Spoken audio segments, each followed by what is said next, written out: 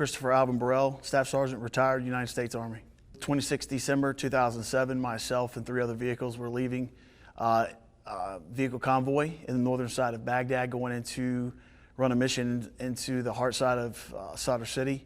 We were approximately 350 meters outside of our Cobb gate when we took 3 explosive foreign penetrators. So it's an EFP, so it's a type of improvised explosive device. All 3 shattered the entire side of my truck. I had myself, my driver, my gunner, and we actually had an interpreter that was sitting behind my driver at the time. Luckily, I was the only person that was severely injured. My gunner had some flash burns, some topical, burns and stuff like that, but nothing severe that took him out of the fight. Now the interpreter had a heart attack and quit that afternoon, so it is what it is.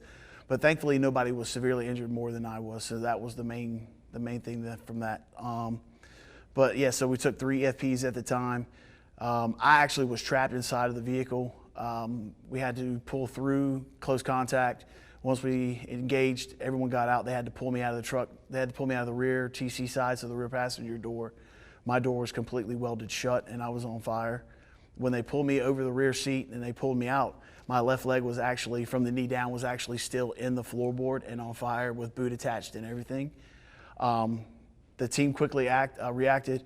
Everybody that was there immediately threw a tourniquet on, threw me on a brace board, and threw me in the back of one of the trucks that was behind us. And a good thing we were only 350 meters from outside the gate, so we busted a U-turn, got back. Look, we had a mini triage. They taped me up and did what they could and put me on a bird and rolled me out as fast as possible. It's been 13 years now since the accident. There's phases that you go through. I did, almost 4 months fully as an inpatient at the old Walter Reed, and you go through a lot of emotional stages during that time and a lot of things that you have to cope with by yourself. A lot of people were dealing by yourself. Luckily, I had a very strong support system with my family and people and friends. But throughout the years, you hit speed bumps sometimes. You just kind of get a little agitated. I get agitated every now and then. It's just like things kind of slow down. You kind of get mad at yourself because, oh, why do I have to put this prosthetic on just to get out of bed and go do something that's a day-to-day chore, something like that.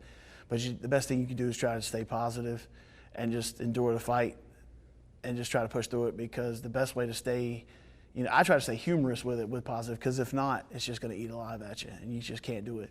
So, but being involved in things like golf and events like this and trying to stay, motivated and positive and just in a healthy environment is the best way to cope with any of these serious injuries of this nature, is just being involved with stuff that's positive energy.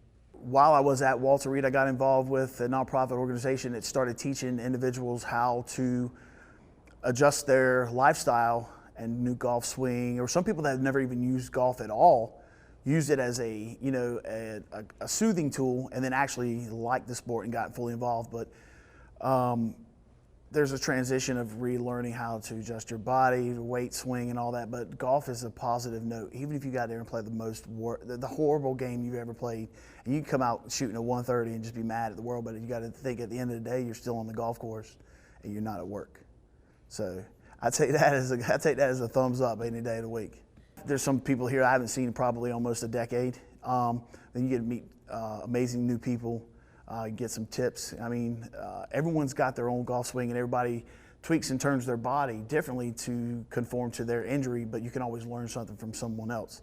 So I'm just looking forward just to have a great time, enjoy the atmosphere, just enjoy this, just being privileged to be involved in this event this weekend. It's amazing.